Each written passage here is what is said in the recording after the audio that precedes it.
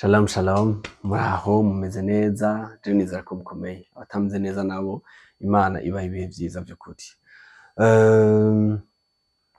Jewe amazina ni Irakoze Olivier, ko atanzi ko abonye bambonye ubwa mbere kumbure, ariko tumenyeranye, amazina yanje nayo dushobora kuba twari tumaze kubonanira ahantu hatandukanye muri quartier canke ahandi hantu, ariko kandi ushobora kuba umaze no kumbona ibindi bintu bitandukanye mu biganiro canke mu bindi bikorwa. Hari iganiro nshikiriza kuri Siren Vibes, ushobora kuba umaze kumbona hano ngaho. Hariho filime nkinamwo yitwa Ingaruka series, ushobora kuba umaze kumbona ngaho. Rero urashobora kuba umaze kumbona ahantu hatandukanye. So rero twaherukana kera vy'ukuri kuri Shalom TV, harashimwe ibintu vyinshi, ibihe bitandukanye vy'ubuzima, ibibazo, aho n'amava muraziko arivyo bigize ubuzima bwacu, ibihe vy'ingwara, nagwaje umuvyeyi, papa wanje aranitaba Imana ntiyakira, n'ibindi vyinshi nyene umuntu atodondagurira hano. Rero nagarutse haraciye igihe kinini vy'ukuri, nagarutse kandi nibaza ko tugiye kugirana ibihe vyiza, ndabibapromesa vy'ukuri tuzogirana ibihe vyiza.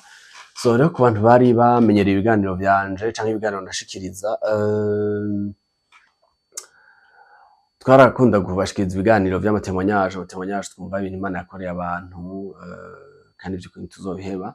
Mugabo tugomba gushiramo n'ibindi ibiganiro bifasha ikibano c'Uburundi, ibiganiro bifasha société burundaise, tujamwo ibiganiro bifasha imiryango, tuvuga ibiganiro kumbura ivyo bivuga ku butunzi, bivuga ku iterambere, mu vy'amafaranga, ibiganiro vy'ukuri bitandukanye. Mugabo ivyo biganiro vyose bizoba bifise ikintu kimwe bihuriyeko. Mu vy'ukuri intumbero yacu, intumbero yanje nuko umuntu wese akurikiranye ibiganiro twakoze hagira akantu kiyongerako ku buzima bwiwe, mu buryo bwo kwiyumvira, mu buryo bw'ivyumviro, mu buryo bw'imigambi canke bw'amadecision, bw'ingingo umuntu afata mu buzima bwiwe, kugira ngo ibiganiro vy'ukuri dukora, intumbero yacu nuko ibiganiro bigira akantu vyunguye mu buzima bwawe wowe uhejeje gukurikirana ibiganiro. Urabizi hari igihe ukurikirana ibiganiro hanyuma ugasanga kiri vide, nta kintu kirimwo. Rero intumbero nuko ibiganiro vyose tuzobashikiriza, turayapromesa, turayasezeraniye, bizoba ibiganiro vyiza ushobora kumviriza ukicara ukavuga uti sinataye umwanya, nakuyemo ikintu kizima. Voilà, rero tubashikiriza ibiganiro vyinshi bitandukanye, mwe muzoba mumbona gutya, ibindi nze ndaganiriza abantu, mugabo vy'ukuri intumbero nyamukuru niyo. So karibu rero, karibu mu biganiro vyacu.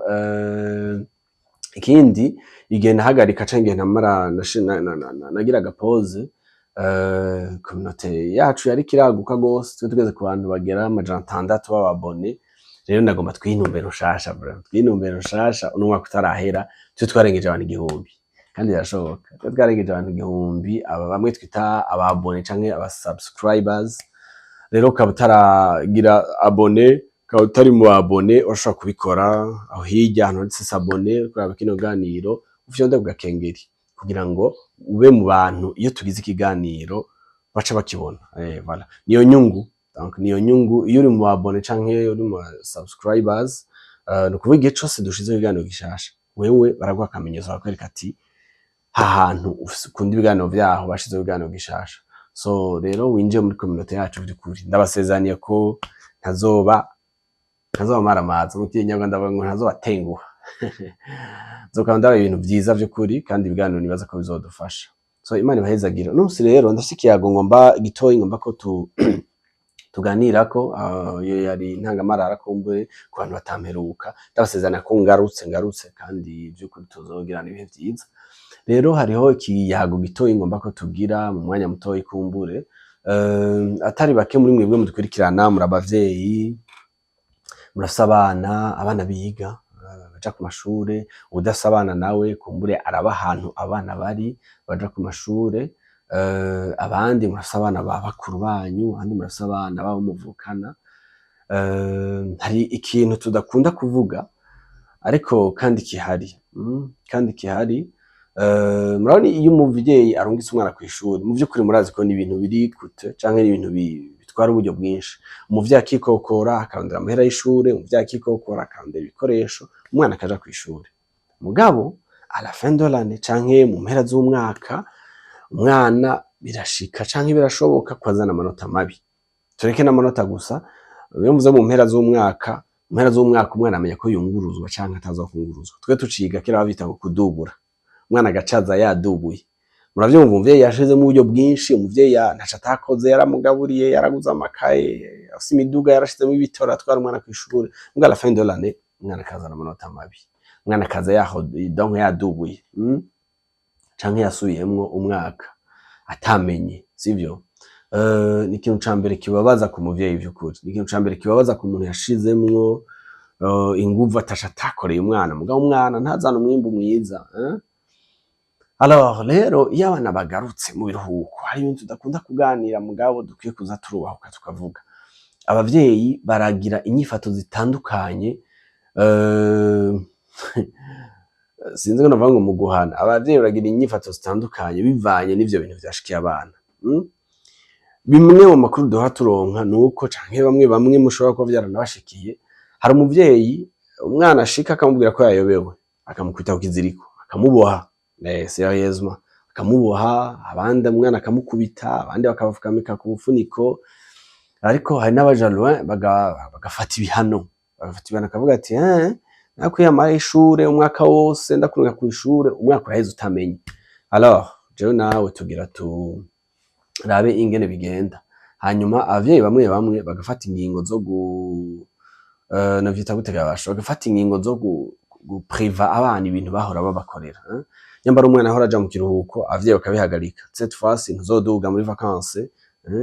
Ariko badukirana ko muri batumva ikirundi canke nk'abanyarwanda babumva ikirundi, kuduga mu ntara. Ino hari ukuntu umwana iyo yamenye abana baja mu vacances akaduga mu ntara kwa nyokuru, kwa grand-mère canke kwa grand-père. Rero hari gihe abavyeyi baca bapriva abana ivyo bintu, bakavuga ati ntuzoja muri vacances, canke hari abaja muri vacances mu Rwanda canke muri Tanzania, mu bindi bihugu gutyo, avuga ati ntuzoja muri vacances. Sasa baravuga ati hari ibintu ahora ngurira abana muri vacances, impuzu, ibirato kugira abana banezerwe, avuga ati tuzogurira abamenye gusa, sivyo? Akagurira abamenye gusa. N'ayandi tundi dukato canke udukado canke utuganuke abavyeyi baba baguriye abana kugira ngo bashimire, kandi vyiza vy'ukuri. Umuvyeyi akavuga ati iki naco nzokora, iki naco nzokora. Alors ivyo bintu rero, izo nyifato zitandukanye abavyeyi bagira mu biruhuko, sivyo? Bivanye n'ingene abana batamenye mw'ishuri canke bamenye. Umva hari umuvyeyi ashobora kuba afise abana 3 canke 4 canke 5, 2 muri bo bakaba batamenye canke 3 muri bo, avuga ati ibi rero bizokorerwa naka, ibi bizokorerwa naka, naka navyo nzomukorera. Alors je nagomba tuganire gatoyi, aramutumire tuza kumviriza ico bivugako, mugabo nagomba tugire une réflexion canke tuganire gatoyi kuri aya majambo. Mwebwe mwibaza vy'ukuri ko izo nyifato zitandukanye abavyeyi bagira cane cane mu guhana umwana yayobewe atazanye umwimbu mwiza, mwibaza ko ivyo bintu bidafise ingaruka? Eske birabereye n'ivyo? Umuvyeyi yoshikana umwana kukizirika amukubita, sivyo? Canke umuvyeyi yoshika boha umwana, yoshika amufukamika ku bufuniko? Nivyo biba bibabaje. Umuvyeyi aba yarashize mu buryo bwinshi, umuvyeyi aba yarashizemo amafaranga menshi. Ubwo vy'ukuri iyo nyifato abavyeyi bagira irabereye, niyo irakwiye? Gupriva umwana ibintu ukamubwira ati ibi ntavyo ndaguha, ibi ntavyo ndaguha, ibi ntavyo ndaguha, ntuzoja aha, ntuzogira iki, ibi ndabikorera mutoyi wawe kuko niwe yakoze neza mw'ishure, ibi ndabikorera uwo muvukana canke mukuru wawe niwe yakoze neza mw'ishure, wowe ntavyo ndagukorera. Mwibaza ko ivyo bintu vy'ukuri bibereye? Ni inyifato dukwiye n'ibintu dukwiye gutangura kuganira, kuko ni ibintu à la longue bitera ikibazo vy'ukuri, bitera ikibazo. Umuvyeyi akibaza ati umwana ko namukomesheje, namukubise canke namuboshe, nibaza ko umwaka uzazokora neza, arabona aje ko atagafyinye. Ugasanga uwo mwana waramutraumatije vy'ukuri, ugasanga uwo mwana waramutraumatije, umwana waramwishe, uwo mwana waboshe, uwo mwana washikirije ku kiziriko, ugasanga nta kintu wamufashije.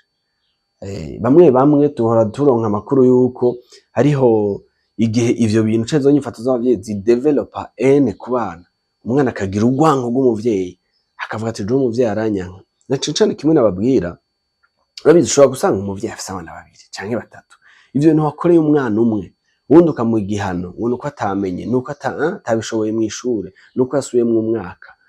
Ntuzi neza ikintu ushobora gusanga umuteye wa muvyeyi we. Ntuzi neza ko uwo mwana utagira umutraumatize, atagira abatraumatize, sivyo? Uwo mwana ashobora kuvukana ikintu muri we canke kurema ikintu muri we yibwira ngo umuvyeyi aranyanka. Umuvyeyi aranyanka, iyo atabanyanka ntihangira bino bintu.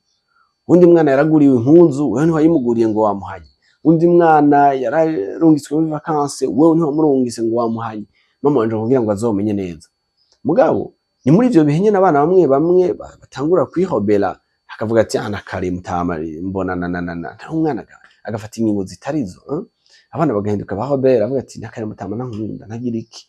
Alors rero ibintu kumenya tubivuze no mu giheco mu gihe abana bari mu biruhuko, ariko kandi ibi turiko turavuga by'ibiruhuko ni ibintu abana bamamwo atari mu kiruhuko. Ushobora kuraba kino ganira umwana atari mu kiruhuko, muga kumbure ejo bizomushikiraje muri vacances canke ave kwishura azana amanota atari meza. Turakwiye kwibaza eske ni iyihe nyifato nziza abavyeyi bakunda bakwiye gukora by'ukuri mu gukebura aba bana bacu, mu gukebura aba bana babagiye ku ishuri malgré uburyo washizemwo, malgré ko wamushize ku ishuri ryiza, malgré ko ataco utakoze, waguze uniforme, waguze amakaye, mu umwana akazana umwimbo utari mwiza. Nihe nyifato nziza abavyeyi bakwiye gukora fasi y'uwo mwana yayobewe n'ivyo, mugabo kugira ngo umufashe gutegura neza umwaka. Nibaza ko umutumire twatumiye araza kubidufasha, ariko dukwiye aho hantu kuhabera amaso mwa bavyeyi. Dukwiye kuhabera amaso. Ushobora kuba warakoze amakosa n'ivyo warafashe nawe umwana, mugabo utazi ko ushobora kurema muri we ikintu kanaka kibi. Utazi ko ushobora kurema ikintu kibi mu mwana. Nibaza ko abavyeyi à la fin kino kiganiro dukwiye gufata umuco mwiza wo kwegera abana, sivyo? Umuco mwiza wo kwegera abana, kumenya impamvu umwana yayobewe, sivyo? Umwana nivyo yatahanye amanota mabi. Ni kubera iki umwana yatahanye amanota mabi? Ni kubera iki atamenye mu ishuri? Ni kubera iki umwana yayobewe uno mwaka mugabo mu mwaka uheze yarafise amanota meza?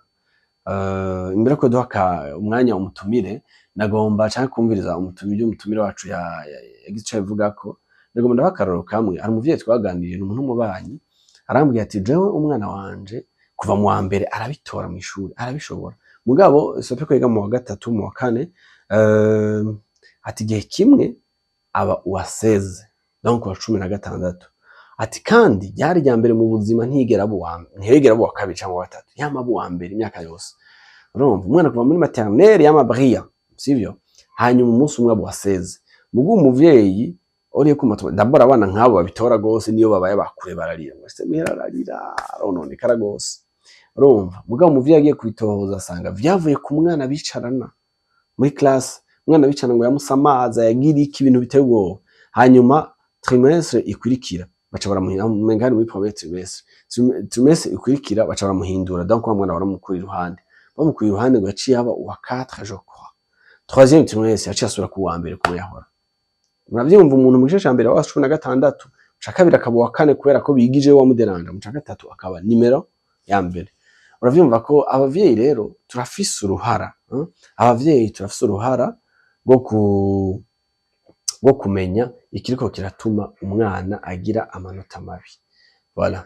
Hanyuma umuntu akagira ico abikoze mu buryo bwiza, kumbure tuza kumva umutumire wacu aza kuduhanura.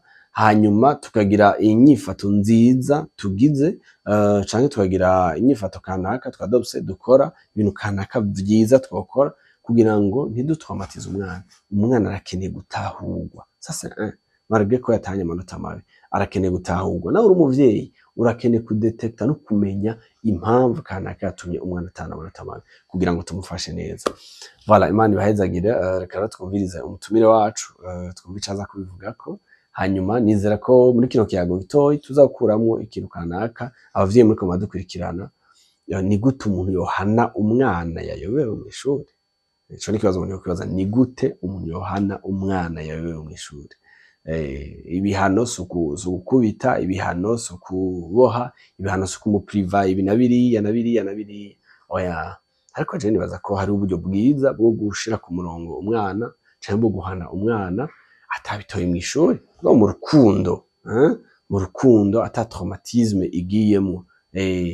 Urabyumva, bigafatana no guhanura. fata no guhanura hanyuma tukitega ko mu bindi bice canke mu mwaka ukurikira umwana ashobora gutahana umwimbu mwiza. Shalom shalom cyane ndabaramukije amahoro mwese abariko barakurikirana Shalom TV. Nitwa Nkurunziza TDRV.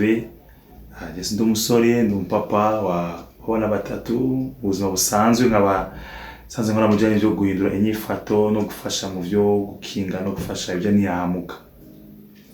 Voilà, umutumire wacu n'abo turi kumwe mwumva ko ari mu byo gufasha mu bijanye n'inyifato. N'umunsi dufise ikiganiro gitoya canke ikiyago tugomba kuganira ko Teddy murakoze kwitaba ubutumire bwacu. Nashaka kutuganirize canke tubwire ico wiyumvira nk'umuntu ari mu bijanye n'inyifato z'abantu muri bino bihe turi mu biruhuko. Twararonse amakuru atari make ngene abavyeyi bafata abana batashe bayobewe meta kudubura. Nivyo birababaje, umuvyeyi yaba yaramaze umwaka wose ariko aratanga minervare akatanga ibikoresho hanyuma umwana akazana amanota mabi mbere akahoprena canke agasubira mu mwaka.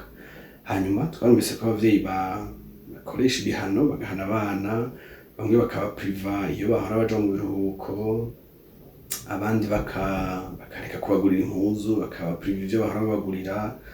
Mbere hariho n'ababakubita n'abashika bakabakubita ndakafunika bakabafukamika ku bufuniko, ibihano bitandukanye by'ukuri. Muri ibyo byose umuvyeyi akaba yibaza ko ariko arakosora umwana kugira ngo hanyuma kumbura azoreke gufinata canke azokwiga amenye. Twagomba kukubaza nk'umuntu ari ibyo bintu by'inyifato, mbega ivyo bihano abavyeyi batanga ni ngombwa, biba bikenewe, babikora neza si batabikora neza? N'ubuhe buryo bwiza umuvyeyi yofasha umwana yatashe yayobewe canke yarose amanota mabi ubwo mu ntumbero yo kumufasha mu minsi n'imbere kugira ngo azokwiga amenye? Murakoze cyane kuma kano kajyo kugira ngo ico ndanereye kumure ico dufasha umwe canke babiri. Ubwa mbere nuko umuvyeyi akoranyumviriza canke nuzo umuvyeyi mu misi iri imbere hariho inyifato na shuri bayigamo nimbwa inyifato umuntu wese yaragakwiye kuba afise kuko urayikenera uzekana n'imbere y'ikibazo kico aba ari ico c'umwana kwishuri vyagoye ceke n'ikwazo co mu buzima busanzwe. Bakeneye kumenya kumviza umuntu aba afise ikibazo, bakeneye kuba kumutahura, bakeneye no kumva kumwe uko nyene ameze ubwa mbere uko umutahura, uko umwanya kumumviriza, uko yumva ko yemewe aragerege nawe akavuga ibiri umutima wiwe. Iyo ni inyifato umunsi akwiye kugira ngo amenye mu gihe cy'ikibazo, mu gihe ikintu kibaye kitameze neza ingene ashobora gufasha uwo muntu. Ngaruka ku mwana rero agiye bitugora gutahura kuko umuvyeyi abagomba ko ingoma yiwe y'umwana wiwe yosumburuka iyiwe mu buryo bwose, mu bwenge, mu butunzi, nk'abakijijwe mu byo gusenga, niyo munezero aba yiteze. Abonye igihushanya atabura cane ingene abavyeyi babiyumva. Mugabo agomba kuza ahantu nibutse abavyeyi yuko iyo habaye kutagenda neza nk'uko umuntu yaravyiteze, muri ivyo bihe umuntu akuramo icigwa, kandi muri ivyo bihe uyu mwana yigira kwihangana, yigira kurindira, yigira kwivyukiranya, kuvuga agashobora kuvyuka atavunitse. Kandi ni kumenya ko ishure kugira ngo umwana yige atagira ngo ariyusa amanota meza, ariko kugira ngo umwana azogire mu buzima busanzwe, azobe umuntu afitiye akamaro igihugu, afitiye akamaro ikibano n'isi. Kuvuga aze muri ugisi yubatse, aze no kibanza mu bwenge azo ariko arakora. Umaze kubona iyo ndunduro uramutwara uyu mwana, urakeneye ubwa mbere kuvugana, urakeneye kumufasha kubera akunzwe, kugira ngo umenye yuko n'impamvu yoba yatumye ivyo bishika. Kutayizi urashobora gusanga umwana ko kw'ishuri n'ahantu ateza kwigira, n'ahantu bategerezwa kurongera ubumenyi. Nuko kuno yumva atashaka kuja ahantu barongera ubumenyi, ni kumenya igituma bivako. Kandi ikindi naco ingene yiyumva, kwiyemera, kuba sunda tuvuze neza estime de soi, kuko uko umushira hasi cane mu bihano aragigatakaza kuba ko ntacamaze. Amaze ko atacamaze ni ukuvuga uyu umwana bashobora kumuhomba bikomeye cyane. Hariyo iyo maze nawe ababaye kimwe, mugabo iyo arengeye urugezo rwo kumva ko mwese muteye ikibazo atacamaze atazovamo, mugabo igishoka ko ashobora kuvyuka. Rero umuvyeyi niyo ja ahantu yomushira ku rugezo cawe, yomenya n'igituma ico kibazo kwishuri ko biranga. Kibazo vyiko vyanga kwishuri canke vyanga ahantu hose, vyanga no muhira, vyanga no mu bavukana cyane kwishuri gusa. Ari no muhira biva kuba kuko muri babanye ndazi ibihe byinshi, abana benshi bayabona amashuri ko muhira bavye batumvikana, akaba hari iyo vide, umwana naronka indero y'urufatiro, tukatayiba ko naco bimaze no kwiga ubwo bazo bakabandanya. Mugabo ari n'ikindi gihe biva no kumwigisha kumbure ku ishuri, yoba yamusize ari cyo batatawe bikamusiga. Rero umuvyeyi inyishu yo kumukubita, inyishu yo kumuturubika, ariko inyishu yari kumwa umwanya ukamumviriza.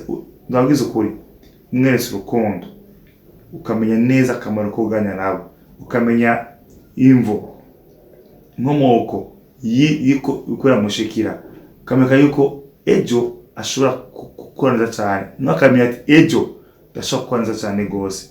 Uyu mwana yohinduka kandi akarengera n'ico kibazo yaciyemo, akaba umuntu mwiza gusaba kumushira hasi cyane, kuko utakaje ingene yiyumva wakusha ko umutakaje cyane gose. Makoze. Merci beaucoup.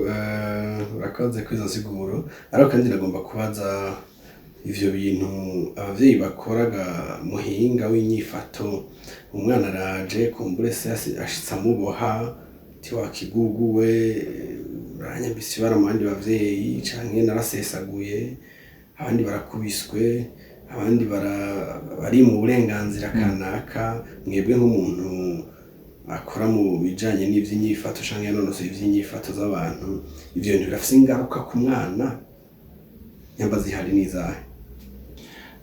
Nakivuze yuko uko umwana agira imitwariko irenze atewe n'abavyeyi, ko atewe n'abavukana, mu gihe imitwariko irenze iraduga uko bitera atabitahura, bitera arengerwa, biraduga bikagira ahantu atakaza inkomezi z'imbere muri we.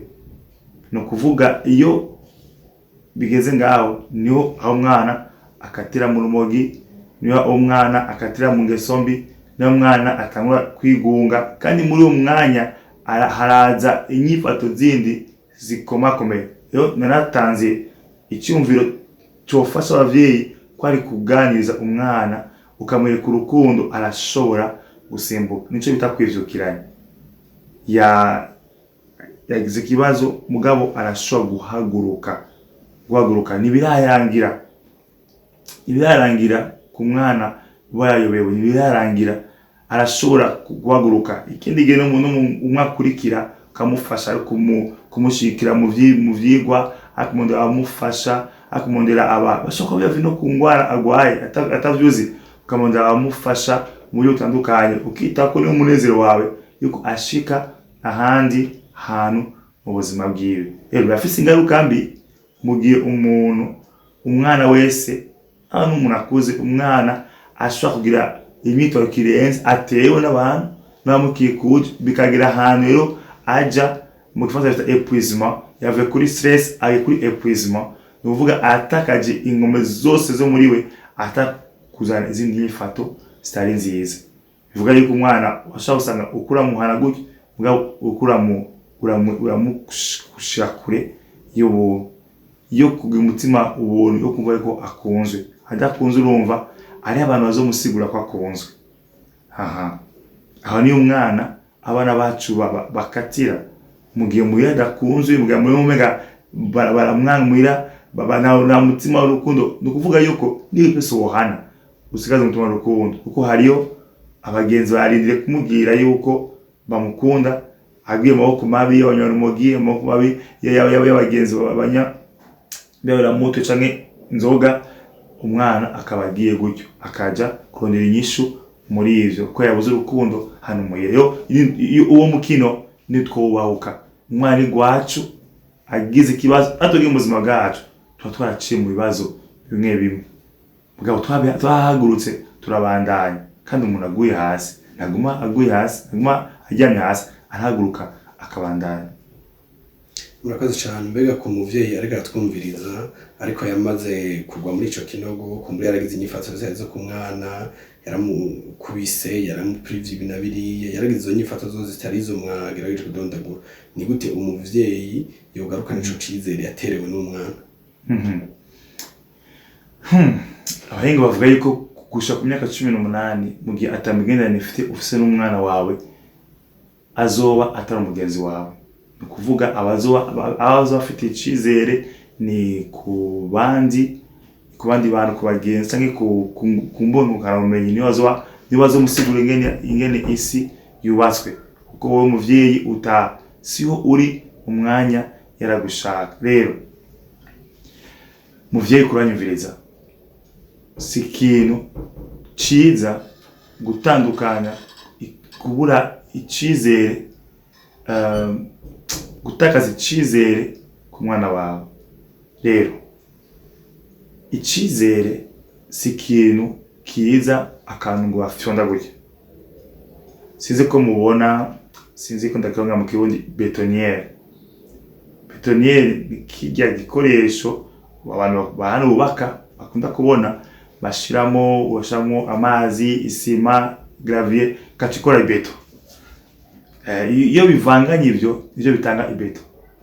Rero icizere urashiramo muri betoniere ugarukana ikiganiro kugarukana kumwibutsa ko ari umwana wawe kugarukana hari awarengeje cyane no kamusaba imbabazi nabasha gusaba imbabazi canke mu gihe byageze kure cyane ukamukora ikintu ciza ari gabirano umuha mugasohokana akabona ko akunzwe asohokana icizere. Uwo mwete ushiramo ivyo kurakora biravanga bikavangana bigasura kurema ca cizere garukana icizere ku mwana wawe. Ndetse kintu uvuga ati ko uri umuvyeyi uri ngaha biteza kuza garukana icizere guma uganya nawe musohokane muhingabire hari warengeje nawe musaba imbabazi ko nawe umuntu nawe ashobora gusaba imbabazi ko arakeneye akarorero arakeneye umuntu arabirako abana barakeneye ko ikora ivyitegerezo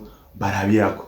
Rero wewe na jewe twivitegerezo abana bashobora kurabirako mazi bakifuza kumera nka twebwe twigiza abantu batavuga abantu bikoko ko turegeza kure abana bacu bakazoja mu maboko mabi tukazobaho dutumiye kandi byavuye kuri twebwe. Rero wowe kuranyumviriza novuga ati biragoye guhindura umuntu ariko urashoboye guhinduka. Yes, kandi guhinduka birashoboka bivana ico wahisemo ikibi cyane ciza wewe urafise mu ruhara ko namahitamo yawe ukora. Rero hitamo neza akoze.